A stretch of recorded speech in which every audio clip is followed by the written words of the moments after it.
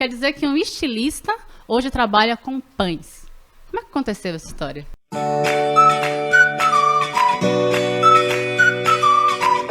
Olá, eu sou Juliane, sou copywriter e empreendedora e estou aqui com Thaís, sócia da Marmitaria Salvador, para mais um episódio do Marmitaria Convida Histórias que Inspiram. E o convidado de hoje é Robério Sampaio, fundador da Padario, é um ateliê culinário focado em pães artesanais. A Padario conta com menos de 2 anos de existência, mas o Robério tem uma experiência de mercado como empreendedor de mais de 30 anos. A vontade de mudar a trajetória da carreira e a pandemia trouxe ele aqui para nos contar o que o fez entrar no ramo de panificação. Bora contar essa história? Robério, quer dizer que um estilista hoje trabalha com pães. Como é que aconteceu essa história?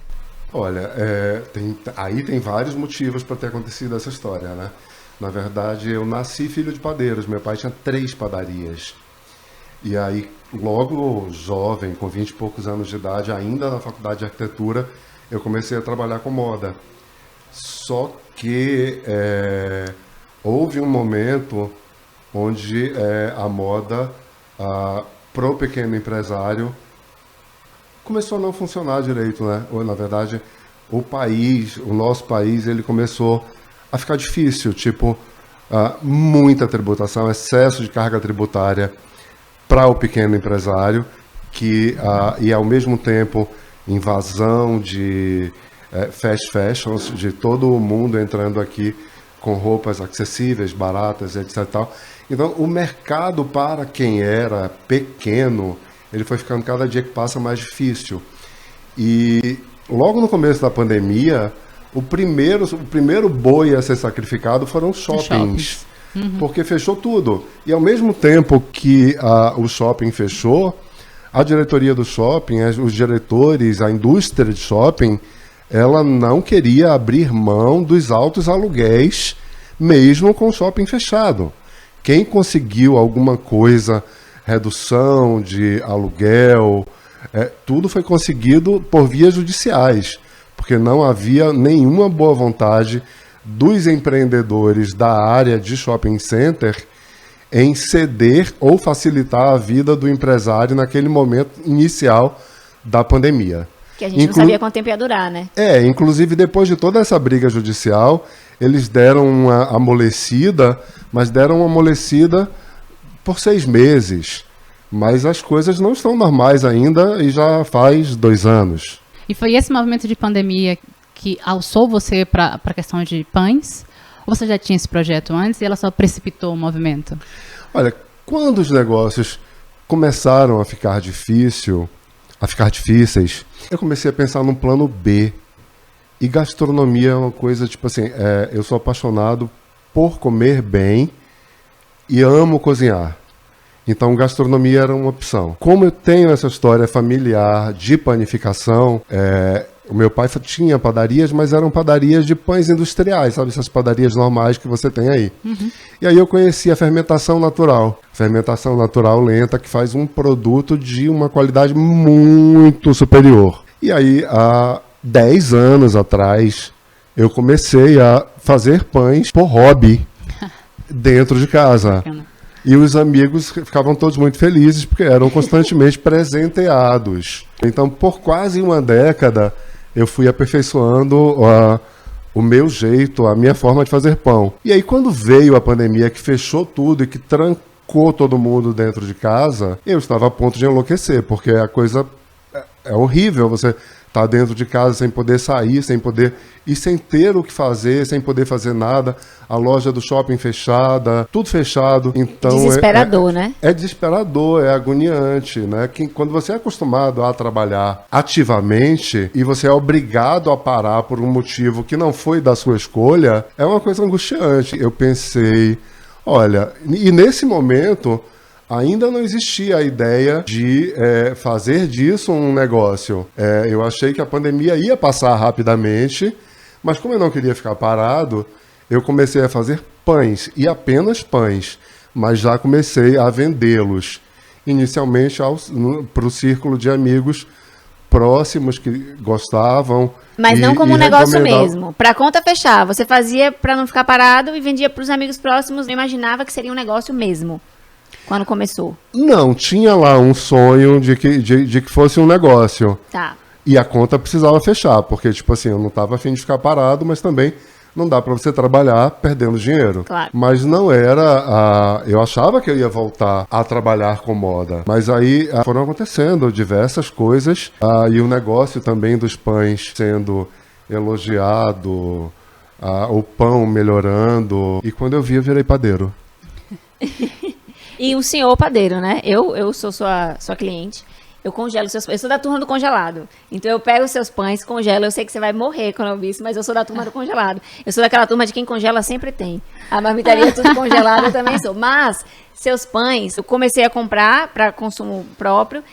E aí eu comecei a ver que em vários eventos da minha casa, ele servia. Então, assim, se a minha mãe aparecia lá do nada, eu falava, mãe, tem um pãozinho aqui, vamos comer com manteiga. Ou então, se algum amigo ia lá e falava, tem um pãozinho aqui, vamos fazer um patê rápido. E aí começou a ser um produto até agregador. Foi muito legal na pandemia eu ter descoberto você. Que bom que você abriu durante a pandemia, foi assim que eu te descobri. Durante a pandemia, todos nós empresários jogamos um jogo no qual a gente não sabia as regras. A gente não sabia se amanhã ia fechar, se amanhã ia abrir. A gente não sabia. Até hoje a gente não sabe. Então, o que isso trouxe para você agora desse novo empreendimento? Se o padario tomar uma proporção maior do que você imagina, o que você vai fazer diferente? Bom, na verdade eu não tenho... acho que as coisas já deram certo, embora a gente ainda trabalhe numa escala pequena, artesanal. Mas nesse momento eu gostaria de aprender mais, melhorar mais ainda o produto, aumentar a disponibilidade, a variedade dos produtos. Hoje você vende pão, antepastos, bolo de pão de queijo, algumas sobremesas. A gente tem a tarte tatin, que é aquela torta de maçã francesa. Opa. A gente tem brownie. Na verdade, o que eu faço em gastronomia é um tipo de comida que eu penso que você pode tê-la para abrir um almoço ou um jantar, ou que você pode tê-la para poder fazer uma reunião de amigos com vinho. Então, por exemplo, eu não tenho a menor vontade de fazer um prato grande. Tenho vontade de ser assim, o appetizer. O appetizer é aquilo que você come antes de uma refeição. Entendi. Ou aquela coisa de juntar os amigos e beliscar aqueles petisquinhos, aquelas coisas. E você tem um favorito do que você faz? Fala aí. Eu gosto de praticamente tudo.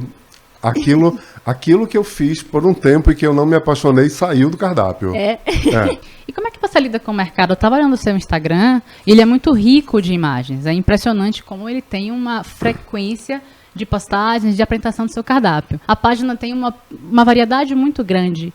Isso foi um crescimento que você sentiu porque foi dando certo e você ampliou? Ou foi a maneira de lidar com o mercado? Porque também a pandemia fez muita gente pensar em trabalhar com gastronomia. É que todo mundo ficou preso dentro de casa, né? E atualmente cozinhar virou moda, né? A minha mãe é engraçada, porque, por exemplo, um dia ela virou para mim e perguntou, filho, por que todo mundo agora quer cozinhar?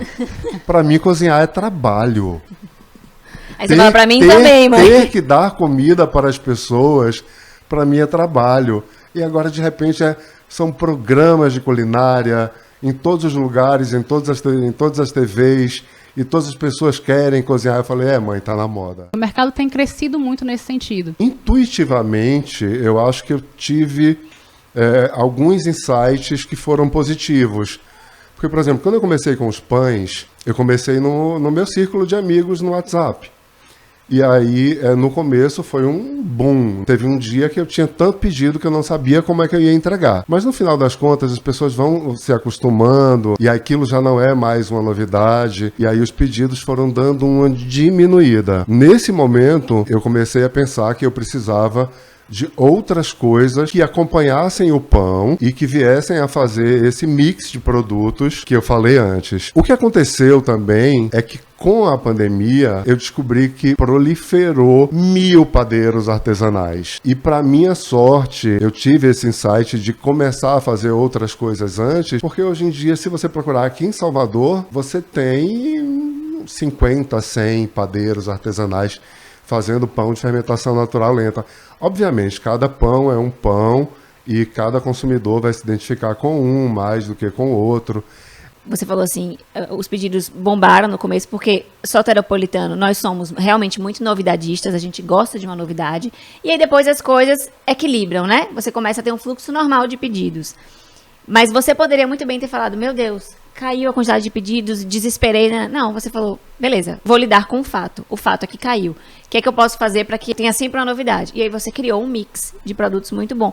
Isso é muito legal, isso mostra que você está apto para mudanças, porque para você empreender, você tem que estar apto a mudanças. Se você ficar parado, é impossível, não tem como. Todos os dias. Não faz parte, exatamente, todos os dias. Eu nem sempre consigo, mas na verdade o que eu gostaria mesmo, e quando eu consigo, eu fico muito feliz, é de ter sempre, a cada semana, alguma coisa nova para o cliente. E aí vai entrando uma coisa nova e alguma coisa que de repente outrora tinha muito boa saída, começa a não vender tão bem. Então está na hora de dar uma descansada naquilo, tirar do cardápio, mas aquele mesmo produto, aquela mesma iguaria, daqui a 3 meses, quando ela volta, ela faz sucesso de novo. E aí tem coisas muito engraçadas, que, por exemplo, a gente tem um pão de fermentação natural, que ele é um pão integral multigrãos. E ele é bem rico, porque a gente não economiza nos grãos e a gente coloca grãos nobres. E fora isso, a gente ainda coloca cacau, baunilha verdadeira. Ele é um pão bem especial. E aí esse pão, ele vendia bem, muito bem. De uma hora para outra ele parou de vender. E aí nesse momento ele saiu do cardápio. E aí passou-se um tempo. De repente, uma pessoa pediu, se encantou, fez um elogio na mídia social. Daqui a pouco mais um pediu, mais outro pediu. E ele voltou a vender bem, sem nem estar no menu. Ele voltou a entrar no menu essa semana, mas tem 3 meses que a gente tem vendido ele bem sem estar no menu. É outra forma de interpretar a questão do que o cliente tem sempre razão, né? Sim, e tem coisas que saem do cardápio. Por exemplo, a gente tem uma nuvem de maracujá, que na verdade eu chamo de nuvem de maracujá, é uma licença poética, mas é um pudim de claras, onde a gente coloca maracujá e pouco açúcar. E no começo ele vendia super bem. E aí uma hora ele parou de vender. Na hora que ele parou de vender, ele saiu do menu e ele já não estava no menu. Na semana passada, uma cliente, talvez porque viu alguma foto antiga no Instagram, pediu. E eu falei, ok, fazemos também. Porque, tanto quanto possível, nosso ateliê culinário lá tá para fazer o cliente feliz. Tudo que o cliente quiser e eu puder, será feito. Que joia, que massa isso. Como cozinheiros, a gente sempre tem um prato que eu falo, poxa, não imaginei que a gente fosse capaz de fazer esse prato, ou ficou melhor do que eu imaginava. Você tem alguma criação dessa? Falou, rapaz, eu não imaginei. Por exemplo, a tarte tartan, eu não consigo fazer. É um prato, eu já desisti. Eu falo, ok, você ganha de mim. Não consigo fazer, esse que você faz. Você tem algum prato, algum produto que você achou que não fosse capaz de fazer, e aí fez e vendeu super bem, ou então fez e ficou muito bom, você não botou no cardápio, mas ficou muito bom. Tem algum assim? O tempo inteiro. E é engraçado, porque tem coisas que chegaram a sair do cardápio e outras que não chegaram a sair do cardápio. A gente tem uma pasta de grão de bico, que é o hummus, e ela é bem especial. E a gente consegue uma consistência incrível, a gente capricha no extra virgem. Eu vou ter que parar essa entrevista, porque eu tô morrendo. Meu Deus. E aí, de repente, o hummus parou de vender. E aí, na hora que ele parou de vender, eu falei, eu vou tirar ele do menu temporariamente. No dia que eu disse isso, entraram 4, 5 pedidos do hummus. E aí eu não tirei do menu e ele passou a vender muitíssimo bem e até hoje ele está no menu. A forma como você enxerga a necessidade de se amoldando está aberto para o movimento do mercado, né? Você é uma pessoa que já trabalhou num ramo, já foi empreendedor solo, já foi franqueador, agora está no ramo de panificação, que surgiu na pandemia, ainda está em casa e expandindo muito. Então, essa característica que você tem de se reinventar e de se amoldar e entender o mercado, você acha que é o que você tem de particularmente diferente que você pode contar? Eu acho que eu tenho essa característica, mas eu acho que todo empreendedor, já que a gente está aqui num programa falando sobre empreendedorismo, ele precisa dessa característica. Se você não tiver essa inquietação, essa vontade de buscar o novo, essa vontade de realizar, você não empreende. Faz parte do empreendedorismo? Não faz parte. Empreender não é nada fácil.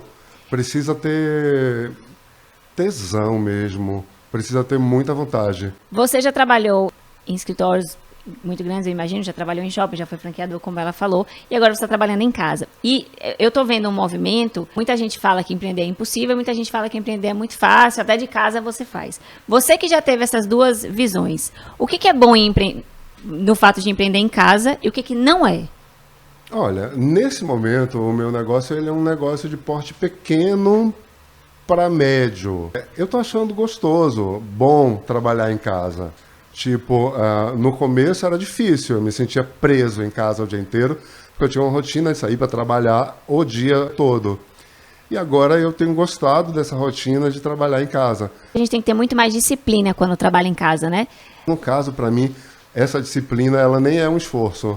Você já é disciplinado por natureza. Ela é natural. Eu sempre gostei de dormir um pouquinho mais, mas a pandemia incutiu em mim um sentimento de urgência e de emergência e da necessidade de se reinventar também. Então, por exemplo, se antes eu acordava às 8h30, hoje eu acordo às 5h30 com prazer. É mesmo? Aham. Você é do time de Juliana, então. 5h30 da manhã eu tô de pé e e a gente já começou a trabalhar. Vida de padeiro mesmo, né? Vida de padeiro mesmo, porque quem tem padaria acorda de madrugada. Você faria algo diferente como empreendedor, assim? Se eu não dependesse hoje desse negócio para minha sobrevivência, eu poderia me dedicar às artes plásticas. E eu acho que, inclusive, eu vou fazer isso no meu tempo livre. Maravilhoso. Porque é uma coisa do meu prazer, assim. Eu sinto uma necessidade de catar um pincel e de colocar umas tintas numa tela, que é uma coisa que eu fiz no passado remoto e que eu tô com a mão coçando para poder voltar a fazer. Vai vender também? Vai. Não. A princípio, quando você pensa em arte, você pensa em fazer. Tem coisas que acontecem sem que você tenha escolhido que ela aconteça. Tem um artista plástico que hoje é um dos artistas plásticos mais caros e famosos do Brasil, que chama Vic Muniz. E o Vic, uma hora, ele foi morar no exterior porque estava querendo ter uma experiência. Ele novinho não. Novo, jovem. Ele foi morar no exterior, e acho que em Nova York. E lá ele trabalhou numa molduraria que fazia molduras para classe A de Nova York. E aí, uma hora, ele fazendo todas aquelas molduras, ele olhava aquilo e falava assim, mas eu tenho capacidade de fazer coisas muito mais interessantes do que isso que eu estou emoldurando. E assim começou a carreira do Vic Muniz como artista plástico. A mesma coisa eu posso falar, porque eu tenho conhecimento também do Alex Atala, que é um dos nossos maiores e melhores chefes em atuação hoje no Brasil. O Alex, ele também não escolheu muito ser um chefe. O Alex também foi ter uma experiência de morar fora, e uma hora para ele sobreviver, ele entrou em uma cozinha para poder lavar prato, e ali ele se descobriu. Ele viu que tinha um mundo que ele podia dominar e interessou. E uma veia empreendedora também, né? Porque ele não ficou só trabalhando na cozinha, ele hoje é dono de alguns, né? Veia empreendedora e aquele moleque, ele tem carisma também. O que você acha que é essencial para alguém empreender? Na verdade, tem uma coisa que a dona Cano, mãe do Caetano, falava, que viver é para quem tem coragem. Com o empreendedorismo é a mesmíssima coisa. Você precisa de coragem e raça para empreender, especialmente nesse país que pouco colabora. Se você não for raçudo, você vai preferir ter um emprego de carteira assinada, mesmo que você ganhe um pouco menos, mas você vai se aborrecer também muito menos. Qual o maior desafio de empreender no Brasil para você? Para alguém que já passou por diversas facetas de negócios e de mercado. Bom, tem duas coisas. Eu acho que hoje tem uma crise financeira rolando que afeta o poder aquisitivo de quase todas as pessoas, de pelo menos 90% dos brasileiros. Mas o que eu acho que hoje é a pior coisa para empreender no Brasil é a altíssima carga tributária. Ela é de 39,5%. Então, se você vender R$100 hoje, você tem que pagar 39,5% de imposto. Se você vende no cartão de crédito, os juros também estão altíssimos no Brasil. e você precisa antecipar para fazer capital de giro, você já recebe menos. Se você tem uma carga tributária de R$40, olha, você tem que ter um negócio com uma margem de lucro realmente expressiva para que você consiga sobreviver e manter as suas contas em dia. Vale a pena empreender no Brasil mesmo assim? Nossa, que pergunta difícil. Eu acho que vale quando você nasceu para isso. E quando você quer fazer alguma coisa com alguma relevância. Porque o emprego de carteira assinada nunca me seduziu assim. A gente fala bastante isso aqui no programa, que está se vendendo empreender de duas formas. Ou é muito maravilhoso, todo mundo deve fazer, é para todo mundo, ou não faça nunca porque é péssima, não. E a gente fala, sempre tenta falar, calma, veja se essas histórias que a gente está contando te inspiram para empreender. Se inspirarem, é porque você tá no caminho certo. Mas também, se não inspirarem, tá tudo bem. Calma, respire. Porque tem muita gente que trabalha com carteira assinada, é muito feliz e tudo bem, vida que segue. Empreender no Brasil é difícil. A gente já conversou sobre isso na minha entrevista também. O Ju me perguntou isso. É difícil, mas não é impossível. E é por isso que a gente está aqui, né? E você vai aprendendo dentro do próprio negócio também. A gente tem, eu vi os dados do Sebrae do ano passado, né? A gente tem 19 milhões de empresas no Brasil, em média, um pouco mais que isso. Das quais 16 milhões são micro e pequenos empresários. O micro e o pequeno empresário rodam o país. Entendeu? 52% da carteira assinada vem do micro e pequeno empresário no Brasil. Ou seja, a gente fala que é difícil, e é difícil, mas há uma quantidade gigantesca de pessoas que começaram pequenas e estão aí, segurando as pontas, apesar de todos os desafios, assim. Eu digo, como alguém que comecei um negócio não faz muito tempo, comecei na pandemia também, ela vai ficando difícil no tempo, mas você vai amadurecendo também no tempo. Então, às vezes, eu acho que há um medo sobre empreender e há um peso e as coisas vão ficando realmente muito difíceis, mas começar é muito importante. Se você tem perfil para empreender e gosta da experiência, como você falou agora, trabalhar com carteira assinada não era para mim também não é. Então, se a lógica é essa, começa, e vai aprendendo no caminho como lidar com a realidade do mercado. Concordo em absoluto. E rezo para que a gente tenha algum dia líderes políticos que possam mudar e melhorar isso. Bora de ping-pong? Bora. Qual foi a coisa mais louca que já inventaram sobre você? Tinha uma época que eu viajava muito e dentro de aeroporto era comum eu ser abordado. Eu tinha cabelos compridos, louros e cacheados. E aí era comum eu ser abordado por alguém que me perguntava, você é artista? E eu respondia, sou. E a pessoa falava, mas que artista você é? Eu falava, Robério. Aí você falava, já ouvi falar. Mas qual novela que você fez? Qual música que você canta? Eu nunca fiz novela, eu não canto nenhuma música. Eu não quero continuar porque eu sou discreto. Eu prefiro que as pessoas não me abordem agora, por favor. Qual o melhor conselho você já ouviu? Eu não sei se esse foi o melhor conselho, mas tem um conselho que eu achei bem importante. Que a gente tenha cuidado e atenção às relações. Que às vezes mais importante do que você ser PhD ou dominar XY conhecimentos, às vezes você tem uma carteira mesmo, assim, um pool de amigos e de pessoas que torcem por você e que te ajudam e que fazem um networking ali com você. Isso é um grande conselho. É uma daquelas coisas que a gente sabe, mas não presta atenção, né? Aí quando alguém fala, você fala, poxa, é mesmo. Isso é importante, porque sozinho você não chega a lugar nenhum. Sim. Diz que sozinho a pessoa não consegue nem ser corno, né? É verdade. É verdade. Qual talento você gostaria de ter? Sabe o que me encanta? Cantar.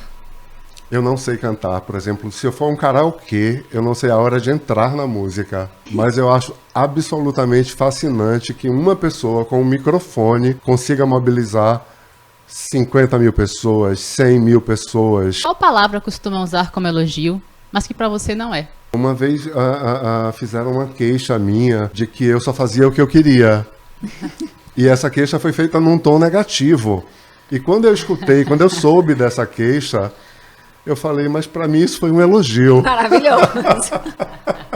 Isso foi uma queixa mesmo? Não estão me elogiando, né? É aquela coisa, eu recebi uma queixa sobre você. Você fala, o que foi que aconteceu? Você fala, obrigada. Obrigada. Poxa, que elogio maravilhoso. Qual a sua frase favorita? Sempre em frente. Sempre em frente. Nossa, que lindo. Podia encerrar aí. Chega a me... Porque eu tava pensando sobre isso, a gente sempre faz um uma forma de fechar o programa, de agradecer a presença. E a sua história, ela me tocou de verdade, sabe? Assim, eu acho muito bonito a capacidade de se reerguer, de recomeçar, de se readaptar aos processos e às mudanças da vida, porque a vida é uma sequência de mudanças. E quanto mais apto você for lidar com elas, melhor. Então, quando você termina com uma frase dessa, sempre em frente, é um resumo total da sua história, e eu acho muito bonito. Porque talvez, mais até do que se inspirar numa carreira de décadas que você já tem como empreendedor, a inspiração que você me deixa, pessoalmente, eu acho que para a Thaís é a mesma coisa, e para quem estiver assistindo, é a capacidade de recomeçar. É a resiliência e acreditar na vida, sabe? Se deixar levar pelo que vai acontecendo, sem perder o humor, sem perder a leveza. Foi muito divertido conversar com você. A gente veio falar sobre empreender e a gente aprendeu muito sobre a vida, também sobre empreender, mas sobre a leveza e a forma de enxergar. Então foi muito bacana. Muito obrigada por sua presença aqui no programa. Eu que agradeço tudo. Obrigado mesmo, do fundo do coração, por esse espaço. A gente vai colocar todos os Instagrams aqui embaixo para você acompanhar. Vai lá no Instagram do Robério para ver como é que tá o cardápio dele, como é o padario. Acompanha a gente, tem muita coisa boa para mim pela frente. Um beijo, até a próxima. Tchau!